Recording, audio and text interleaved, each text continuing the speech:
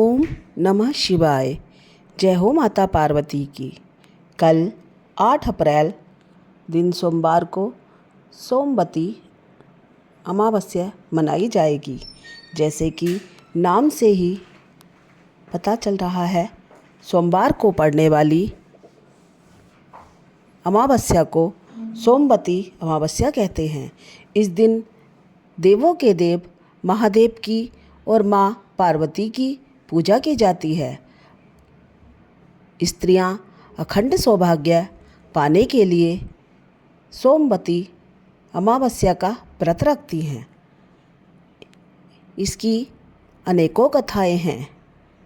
सोमवती अमावस्या व्रत कथा के अनुसार एक गरीब ब्राह्मण परिवार था। उस परिवार में पति पत्नी एवं उनकी एक पुत्री भी थी। उनकी पुत्री समय के गुजरने के साथ साथ धीरे धीरे बड़ी होने लगी।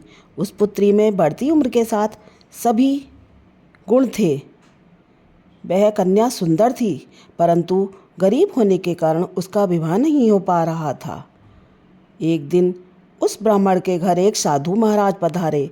साधु उस कन्या के सेवा भाव से अत्यधिक प्रसन्न हुए। कन्या को लंबी आयु का आशीर्वाद देते हुए साधु ने कहा, इस कन्या के हाथ में विवाह योग्य रेखा नहीं है। तब ब्राह्मण दंपति ने साधु से इसका उपाय पूछा।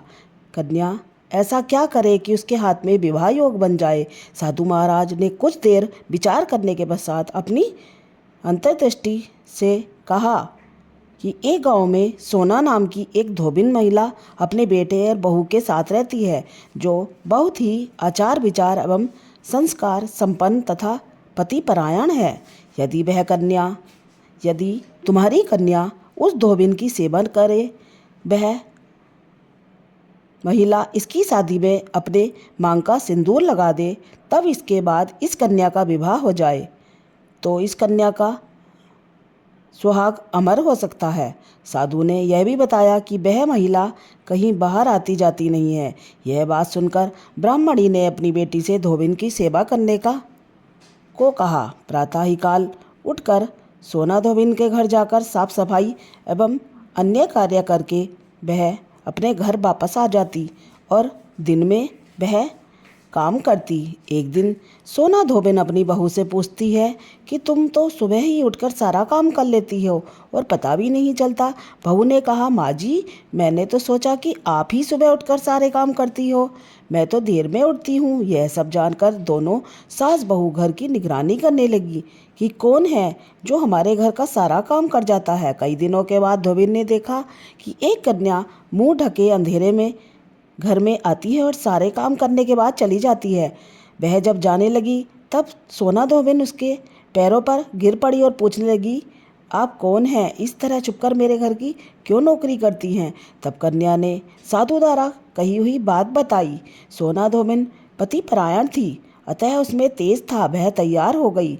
सोना धोबिन के पति थोड़ा अस्वस्थ थे।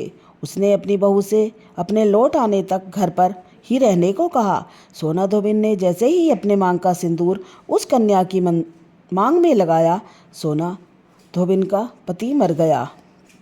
उसे इस बात का पता चल गया। वह घर से ही निराजल ही चली गई, यह सोचकर कि रास्ते में कहीं पीपल का पेड़ मिलेगा तो उसे भंवरी देकर उसकी परिक्रमा करके ही जल ग्रहण करेगी। उस दिन सोमवती अमावस्या थी। ब्राह्मण के घर मिले हुए पकवान की जगह उसने ईंट के टुकड़ों से 108 बार भंवरी देकर 108 बार पीपल के पेड़ की परिक्रमा की और उसके बाद जल ग्रहण किया। ऐसा करते ही उसके पति के मृत शरीर में वापस जान आ गई। धोबिन का पति फिर से जीवित हो उठा। फिर वह ब्राह्मण के बेटी के विवाह में जा पहुंची। वहाँ पर फेरे हो रहे थे। फेरों के समय जब दूल्हा वहाँ बैठा तब उसे सर्प ने डस लिया। तब सोना धोबिन ने अपनी मांग से सिंदूर निकालकर उस पर छिड़क दिया तो वह जीवित हो उठा और ब्राह्मण की पुत्री और उस लड़के का विवाह हो गया।